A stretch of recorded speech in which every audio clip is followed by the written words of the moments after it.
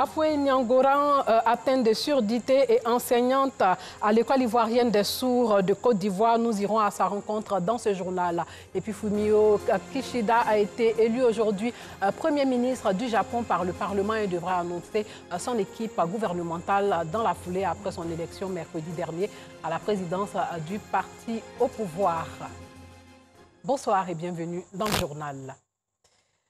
Son handicap ne constitue pas un frein pour elle. Elle, c'est Afoué Niangoran. Elle est atteinte de surdité et enseigne les élèves du cours préparatoire à deuxième année, le CP2 à l'école ivoirienne des sourds de Côte d'Ivoire dans la commune de Yopougon. Afoué a perdu l'audition après une maladie alors qu'elle n'avait que 3 ans, ce qui n'a pas été du tout facile pour elle. Aujourd'hui, la jeune femme est indépendante. Rosemonde Kini l'a rencontrée. Tu n'es pas un habitué, ce n'est pas facile. Tu as des difficultés pour les comprendre. Les personnes qui enseignent les sourds muets sont très compétents parce que là, ce n'est pas facile de les comprendre. Lucien Clayi et Victor Bigouané ne sont pas les seuls à ne pas s'accommoder au mode de vie des personnes atteintes de surdité et de mutisme, mais également pas les seuls à vivre avec elles. Yopougon, quartier Siporex. Agnès Amouakan, ménagère, est la mère d'Afoué, une jeune fille vivant avec un déficit auditif. Un handicap qui s'est déclaré lorsqu'Afoué était âgé de 3 ans. Un mauvais souvenir pour sa mère. Dans les débuts, ça n'a pas été facile. Quelquefois, quand je pense à ça, c'est mes larmes qui coulent. C'est toute ma vie qu'elle a. C'est pas facile, mais il a confié tout à Dieu. Il a accepté comme ça.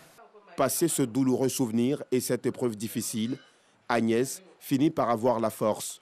Elle décide alors de mettre sa fille à l'école. 27 ans après, Afoué Niangoran fait la fierté de sa mère. Quand elle a eu le bac, tous les mamans qui avaient enlevé leurs enfants à l'école, aller faire couture, coiffure, et tous sont venus. On a fêté pour elle. À l'école, on a fêté. Grande fête à l'école des sourds.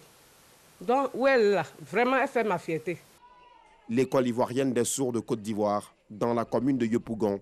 C'est dans cet établissement qu'Afoué a fait ses premiers pas avant de poursuivre ses études dans d'autres établissements où elle obtient le bac.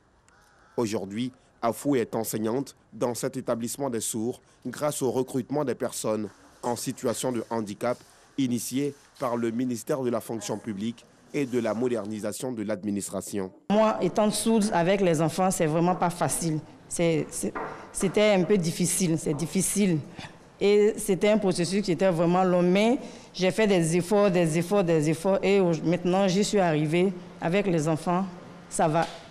Dans cette école, si au cycle primaire, l'on rencontre moins de difficultés, ce n'est pas le cas au cycle secondaire et supérieur, selon le directeur.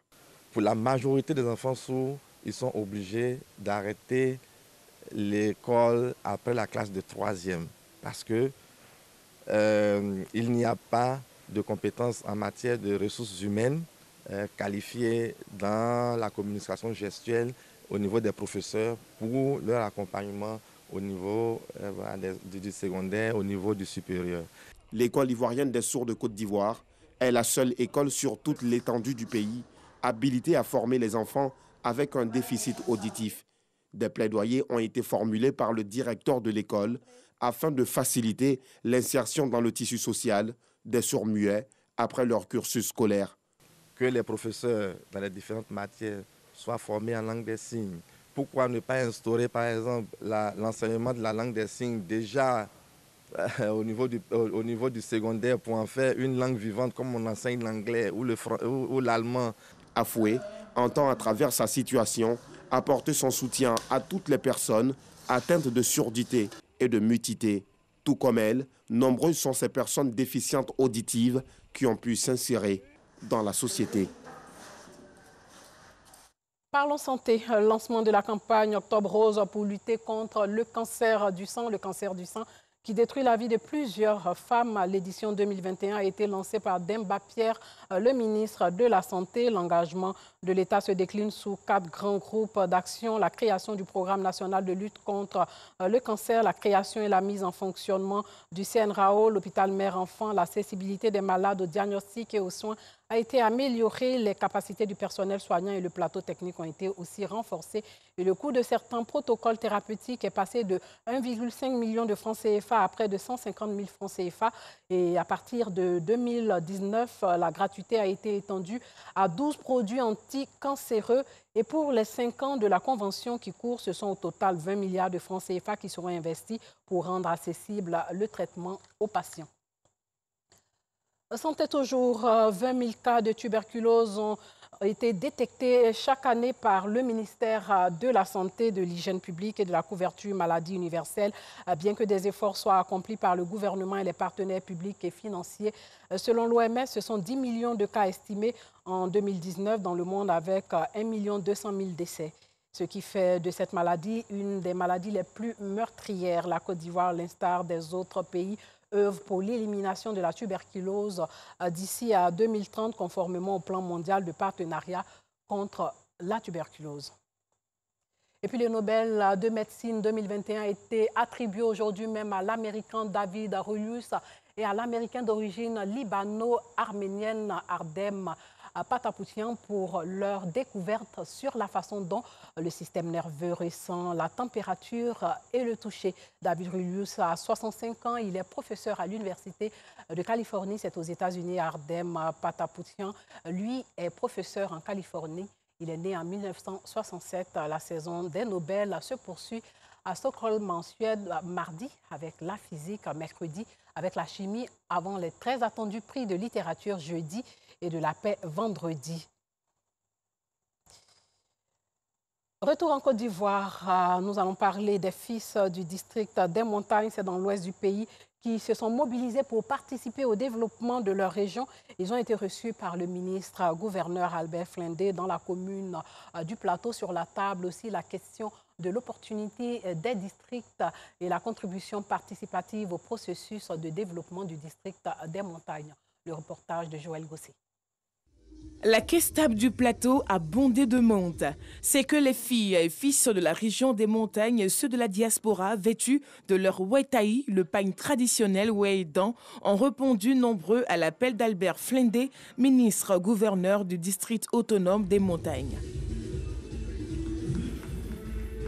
Fédérer les compétences et mettre en œuvre les projets de société et de développement de l'État dans leur localité, tel est le message du ministre gouverneur à l'endroit de ses frères et sœurs. Un message auquel tous adhèrent. Nous lui avons dit que nous le soutenons dans sa politique de développement. Les femmes du district autonome des montagnes sont à sa disposition. Nous voulons être autonomes. Il est opportun pour nous, en tant que femmes, de présenter tous ces aspects au ministre gouverneur fraîchement nommé, pour qu'il sache que les femmes sont là, elles veulent l'accompagner. Mais en l'accompagnant, elles veulent être autonomes. Je pense que ce projet est un outil non seulement de développement, mais aussi de rapprochement et de réconciliation. Parce que si on n'est pas ensemble, on ne pourra pas développer notre pays. Le ministre fait appel aux hommes de culture que nous sommes. Et vraiment, nous avons décidé de nous mettre à sa disposition. Cadres, élus, enfants de la région responsables et membres des partis politiques, personne ne voulait se faire compter ce grand rendez-vous qui ouvre la voie au développement du district des montagnes. Très bonne initiative. Nous avons vu tous nos baobabs du grand district des montagnes. C'est pour nous autres jeunes cadres vraiment quelque chose qui nous interpelle pour dire que si on veut aspirer vraiment au développement au vrai, on a besoin de tout le monde. Opportunité toute trouvée pour le ministre gouverneur du district autonome des montagnes d'inviter les populations à la cohésion et à la culture de la paix, gage de développement. Ce que je constate, c'est que je les ai invités et ils ont répondu à mon appel. Je suis sûr que mes actions seront empreintes de ce que j'ai dit, à savoir associer tout le monde. Tout le monde doit m'accompagner. Et je vais accompagner aussi tout le monde et que le développement arrive à notre région. Le message du ministre Albert Flindé, bien perçu par les différentes couches sociales présentes à cette rencontre. Chants, danses ont meublé cette rencontre qui s'est voulue également festive. Première rencontre d'information et de recherche de solutions pour le bien-être des artistes. Ministère de la Culture et acteurs du secteur se sont rencontrés à cette occasion. Le conseil de gestion du Bureau ivoirien des droits d'auteur a été reconduit par la tutelle Anicette Conan Blessing. Faire le bilan à mi-parcours de la gestion de la feuille de route et présenter au président des fêtières le plan stratégique de développement pour le bien-être des artistes de Côte d'Ivoire. Voilà l'ordre du jour de cette rencontre entre le Conseil de gestion et de restructuration du Buruida, le Bureau ivoirien du droit d'auteur et les acteurs du monde culturel à la salle Kodjo et Bouclé du Palais de la Culture de Trècheville. Il nous a été reproché de ne pas communiquer suffisamment. Il s'agit de donner les informations aussi bien sur la répartition que sur toutes les activités du Bureau ivoirien du droit d'auteur. Meya Kouadio, représentant la ministre de la Culture, a mis un accent d'honneur sur la légalité du Conseil de gestion et de restructuration du Buruida. Après quoi, il est revenu sur la qualité de leur travail qui, selon lui, vise la cohésion sociale. En raison des circonstances que le monde entier a vécues, la pandémie, etc., le Conseil n'a pas pu terminer son travail dans le temps. Et son mandat a été prolongé par le ministre. On a pu tous constater que les turbulences que le Buruida a connues sont, Dieu merci, derrière nous. Donc le ministre renouvelle sa confiance au Conseil de gestion, lance l'appel à tous les artistes. Le rassemblement au sein du Buruida constitue pour le ministre la meilleure expression possible de la diversité culturelle. Et c'est cette diversité culturelle qui permet de construire la paix et la cohésion sociale. Initiative saluée par les membres du Conseil de gestion et de restructuration du Buruida. Ils ont donc invité les artistes à plus de rigueur dans le travail et la société civile au paiement de la consommation des œuvres artistiques. Les vrais patrons du Buruida, c'est les artistes. Donc ils ont le droit de savoir ce qui se passe dans les maisons. Même si on a été nommé arrêté par l'État de Côte d'Ivoire, mais il faut leur rendre compte parce que ce sont les droits que nous gérons. C'est pour cela que nous avons décidé de rendre public aujourd'hui notre gestion. Je demande à chaque artiste de se battre avant d'attendre la répartition des droits généraux à la fin de l'année, de se battre afin d'être sur toutes les répartitions. L'année 2020-2021, je ne l'invente pas, est une année de malheur pour le monde entier à cause de cette maladie. Tant que les gens ne payent pas, ils ne pourront rien avoir. Le Conseil de gestion et de restructuration du Buruida entend donc continuer de se battre pour les intérêts des artistes à travers une meilleure répartition des différents droits.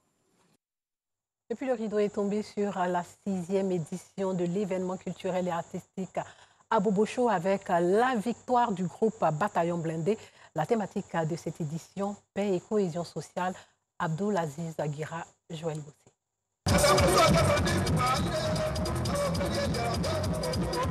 Nous ne sommes pas à l'émission Variétoscope, mais plutôt à la finale de l'événement culturel et artistique à Bobo Show. Une finale qui a tenu toutes ses promesses devant un public bouillant.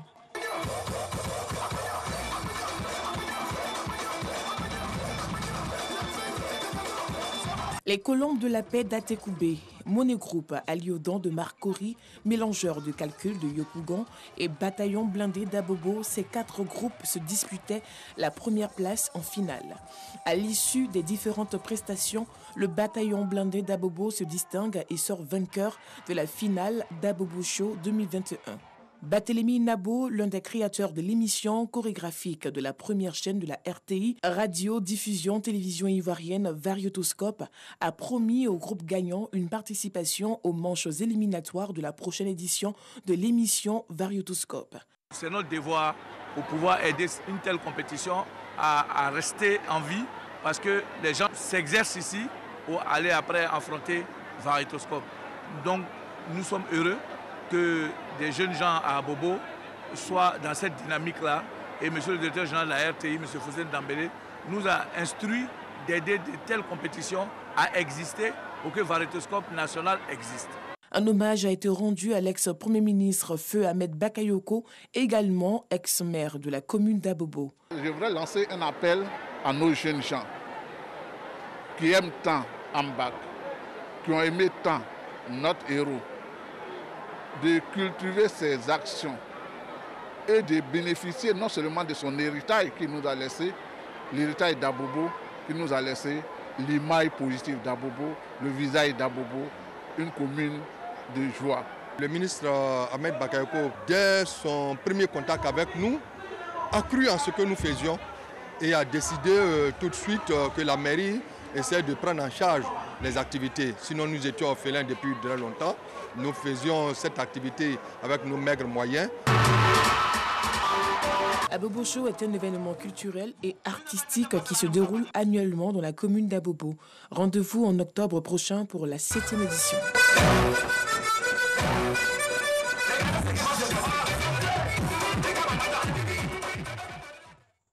Hors de chez nous, au moins 9 soldats burkinabés ont été tués ce matin dans une attaque contre un détachement militaire dans le nord du pays. Des individus armés ont attaqué le détachement militaire de Yirigou dans la commune de Basralgo, dans la région du centre-nord. Et le bilan provisoire est de 9 militaires tombés. Le bilan matériel, lui, est énorme. Des équipements ont été incendiés et d'autres emportés par les assaillants.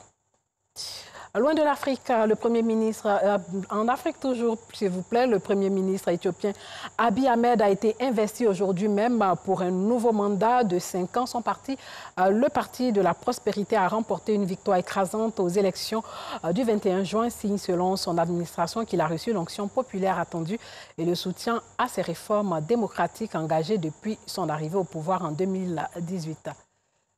Cette fois-ci, c'est la bonne, c'est loin de l'Afrique. Au Japon, Fumio Kishida a été élu aujourd'hui Premier ministre du Japon par le Parlement et devait annoncer son équipe gouvernementale dans la foulée après son élection mercredi dernier à la présidence du parti au pouvoir. Kishida a remporté 311 voix à la chambre basse de la Diète contre 124 voix pour le principal leader de l'opposition Yukio Edano. La chambre haute l'a aussi largement plébiscité avec 141 voix contre 65 pour Edano. Le gouvernement sortant dirigé par Yoshihide Suga, 72 ans, avait démissionné en bloc dans la matinée.